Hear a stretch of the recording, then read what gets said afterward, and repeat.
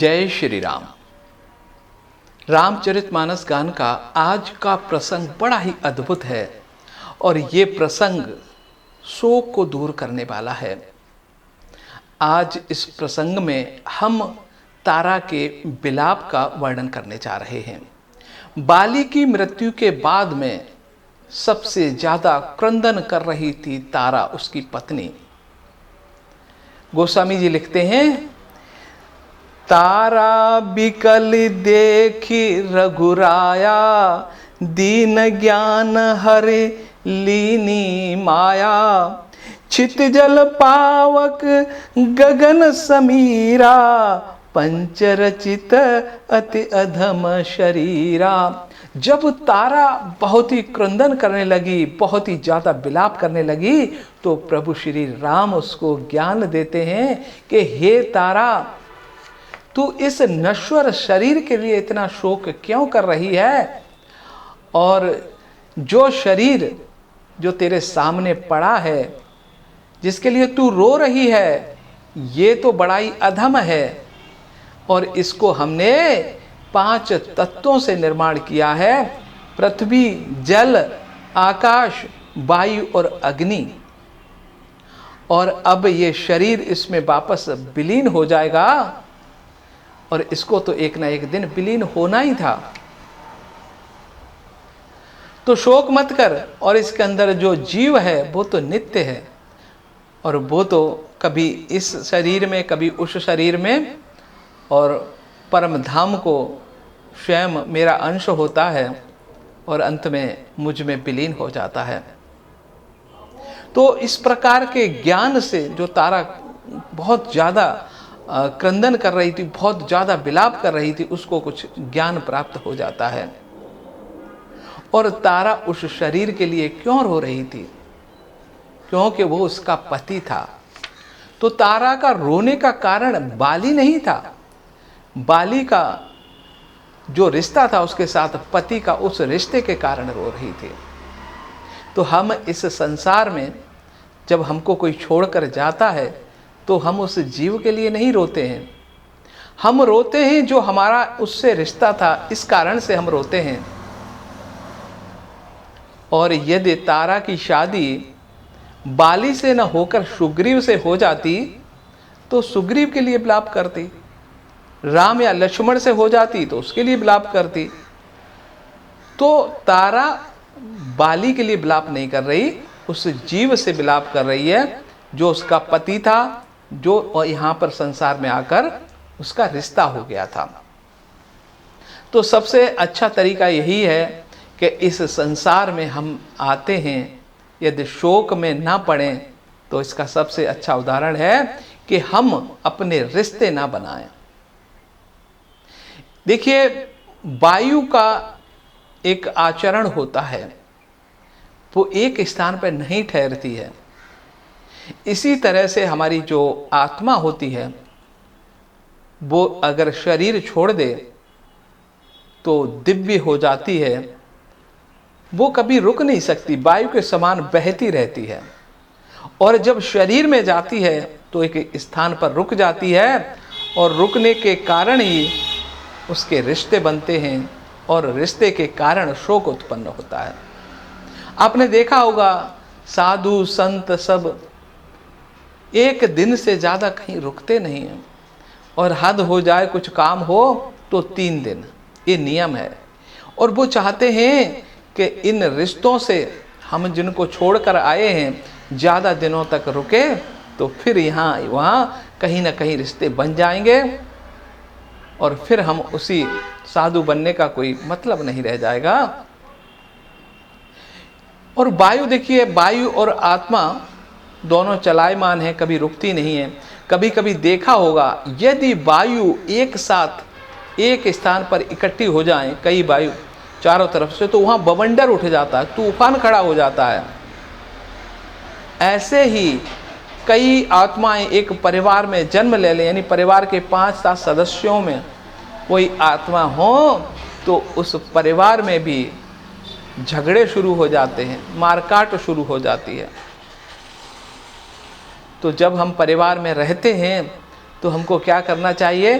रिश्तों की मर्यादा रखनी चाहिए कि हम जो हमारे रिश्ते हैं ये सिर्फ इस मृत्यु लोक में हैं, परलोक में तो हम एक ही हैं। तो शोक भी मिट जाएगा और लड़ाई झगड़े भी मिट जाएंगे। तो शोक दूर करने का सबसे अच्छा उपाय है कि हम रिश्तों की मर्यादा रखें। यदि हम एक परिवार में रह रहे हैं, पिता पुत्र ये सिर्फ मृत्यु लोक के हैं और मृत्यु लोक के बाद में हमारा कोई रिश्ता नहीं रह जाता इनसे। जिस प्रकार से हम ऑफिस में काम करके शाम को 5 बजे निकलते हैं, तेजी से घर की तरफ भागते हैं, किसी बस में चढ़ जाते हैं और बस में 2-4 यात्री मिल जाते हैं, उन यात्रियों से थोड़ा बहुत संबंध बन जाता है और जैसे ही मंजिल पर पहुंचते हैं, बस में से उतरकर अपने घर पहुंचते हैं। उसी प्रकार से जीव जब जन्म लेता है तो इस संसार को पार करने के लिए पिता पुत्र जो मित्र जो संबंध बनता है वो कुछ क्षणों का होता है और अंत में परम धाम जो हमारा असली घर है, असली पिता हैं परमेश्वर, उनके पास ही सबको जाना है। तो उस घर को जाने में कैसा शोक। जो जीव यहाँ से चला गया है वो अपने असली घर परम पिता के घर गया है, उसमें शोक कैसा करना। और जो छूटा है यहाँ पर शरीर, वो तो यहीं से लिया गया था, इस मिट्टी से बना था, आकाश से बना था, अग्नि से बना था, तो वो यहीं रह गया। जिस प्रकार जो संसाधन हम उपयोग करते हैं घर से ऑफिस जाने के लिए, वो घर नहीं पहुंचते। क्या बस को घर पे लेके जाते हो आप? नहीं ले जाते ना। बस तो चलती रहती है, वो तो साधन है, एक शरीर एक साधन है और इस साधन के द्वारा आप प्रभु का नाम जप के प्रभु को याद करके इस संसार में कष्टों से मुक्ति मिल सकती है। जिस प्रकार से यदि हम पैदल घर तक जाएं तो काफ़ी समय लग जाएगा, कष्ट भी होगा, हाथ पैर दर्द भी करेंगे, लेकिन बस का सहारा ले लें तो हम जल्दी घर पहुंच जाते हैं। ठीक उसी प्रकार से ये शरीर इस मृत्यु लोक से हमको एक भगवान का नाम लेते हुए आराम से हमको पार लगा देता है। तो ये बड़ा ही अद्भुत प्रसंग है। ये सिर्फ तारा का जो विलाप था। अब क्या होता है, प्रगट सो तनु तब आगे सोवा, जीवनीति के लगे तुम रोवा। प्रभु कहते हैं कि जो जिसके लिए तू विलाप कर रही है तारा, वो तो तेरे आगे पड़ा है, और जो इसके अंदर जीव है वो तो मैं हूं, ये तो नित्य है, तो फिर विलाप किसके लिए कर रही है। तब उसको ज्ञान प्राप्त होता है। उपजा ज्ञान चरण तब लागी, लीन से परम भगति बर मांगी। और फिर तारा को ज्ञान प्राप्त हुआ कि प्रभु ठीक कह रहे हैं कि जो जीव था वो तो प्रभु में विलीन हो गया है, और जो शरीर था वो तो इस मिट्टी का था और इसे यहीं पड़ा है, ये तो यहीं रह जाएगा। तब वो कहती है, प्रभु मुझे भी ये भक्ति मैं आपकी करती रहूं, ऐसा मुझे वरदान दो। भक्ति का वरदान ले लेती है तारा। और इधर शिव कहते हैं उमा से, उमा दारु जोशित की नाही, सबौ न चावत राम गोसाई। स्वयं शंकर महादेव उमा को बता रहे हैं कि देखो प्रभु राम कैसे इंसानों को एक कठपुतली की तरह नचाते हैं इस संसार में। और सच में तब सुग्रीव आवश दीना, मृतक कर्म विधिवत सब कीना। और फिर सुग्रीव और सबने मिलकर के बाली का अंतिम संस्कार किया। राम कहा अनुजय समुझाई, राज देहु सुग्रीव जाई। फिर अंतिम क्रिया करने के बाद में भगवान राम ने अनुज लक्ष्मण को कहा, लक्ष्मण जाओ और सुग्रीव का राज तिलक करो। रघुपति चरण नाही करि माथा, चले सकल प्रेरित रघुनाथा। इस प्रकार से रघुनाथ जी को प्रणाम करके शीश नवाकर सारे वहाँ से गए। सुग्रीव को वहाँ का राजा बना दिया गया, अंगद को युवराज घोषित किया गया। तो कितने परम सबके हित करने वाले हैं प्रभु राम।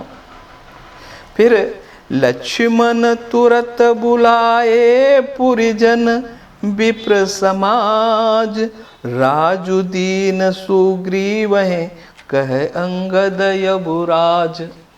फिर लक्ष्मण ने वहाँ के जो ब्राह्मणों को बुला करके सुग्रीव का राज तिलक किया और युवराज घोषित हो गए अंगद। इस प्रकार से उमा राम सब हत जग माही, गुरु पित्र मातु बंधु प्रभु नाही। हे उमा, प्रभु राम के समान कोई नहीं है। बंधु भाई पिता पुत्र ये रिश्ते तो सिर्फ लालच के हैं, असली संबंध तो राम से रखना है हमको, और राम ही हमारा असली हमारे हितकारी हैं। सुर नर मुनि सब के यह रीति, स्वार्थ लाग करें सब प्रीति। असली प्रीति तो राम से करनी चाहिए, भगवान से। बाकी इस संसार में जितने भी रिश्ते हैं वो सब स्वार्थ बस करते हैं, अपने लालच के लिए करते हैं। बाली त्रास व्याकुल दिन राती, तन बहु बिन चिंता जर छाती। सोई सुग्रीव कीन कपि राहु, अति कृपाल रघुबीर सुभायु। बाली के डर से जो सुग्रीव दिन रात तड़पता रहता था, जिसके शरीर पर कई घाव हो गए थे, और बाली के डर से जो अपने घर पर नहीं जा सकता था, उस बाली का वध करके सुग्रीव को वहाँ का राज दे दिया, राजा बना दिया। ऐसे प्रभु कितना, यूँ कहें कि कितनी कृपा करने वाले हैं, जो भगवान की भक्ति में, जो भगवान के चरणों में भगवान को याद करते हैं, प्रभु उनको सब कुछ दे देते हैं। जानत हूँ असि प्रभु परे हरही, काई न विपत्ति जाल नर परही। और ये सब कुछ जानते हुए कि हमारी जो पीड़ा है सिर्फ प्रभु हर सकते हैं, फिर भी प्रभु से विमुख हो जाते हैं, और ऐसे जीवों पर विपत्ति क्यों ना आए। पुनि सुग्रीव लीन बुलाई, बहु प्रकार नीति सिखाई। और फिर सुग्रीव को भगवान राम ने बुलाया और बहु प्रकार नृप नीति सिखाई, जो कि राजनीति होती है, किस प्रकार राज चलाना होता है, ये सब कुछ प्रभु ज्ञान देते हैं सुग्रीव को। कह प्रभु सुने सुग्रीव हरीसा, पुर न जाऊं 10 चारे बरीसा। और फिर सुग्रीव से कहते हैं कि सुन सुग्रीव, मैं अभी 14 बरस तक अपने घर नहीं जा सकता, यहीं रहूँगा।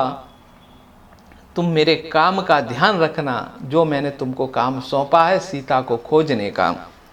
गत ग्रीसम कर सार तू भाई, रह्यूं में निकट सैल पर जाई।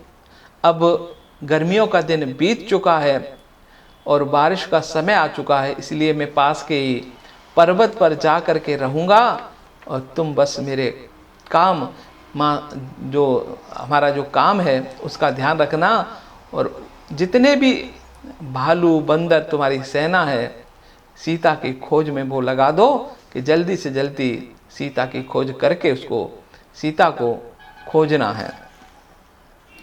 अंगद सहित करेहु तुम राजू, संतत हृदय धरेहु मम काजू। तो अंगद सहित तुम खूब राज्य करो और मेरे काम का ध्यान रखो। जब सुग्रीव भवन फिर आए, राम प्रवसन गिरि पर छाए। और फिर सुग्रीव ने आकर के जिस पहाड़ी पर प्रभु रहना चाहते थे, वहाँ पर बड़ी सुंदर कुटिया का निर्माण करवा दिया, और प्रभु राम ने पूरी वर्षा ऋतु उस कुटिया में उस पहाड़ के ऊपर बिताई। तो ये अद्भुत प्रसंग, जिस प्रकार से तारा ने शोक किया बाली के मरने पर, और तारा को भक्ति का ज्ञान दिया कि ये जो शरीर है ये अधम है, और ये यहीं से इसका निर्माण हुआ, इसको यहीं रह जाना है। जो इसके अंदर जीव है और जीव तो प्रभु में विलीन होता है, वो तो नित्य आना जाना है। तो शोक हमें नहीं करना चाहिए। और इस मृत्यु लोक में जितने भी रिश्ते हैं वो किसी न किसी स्वार्थ बस हैं। उन रिश्तों का कोई मतलब नहीं है और उन रिश्तों को तो एक दिन टूटना है, छूटना है।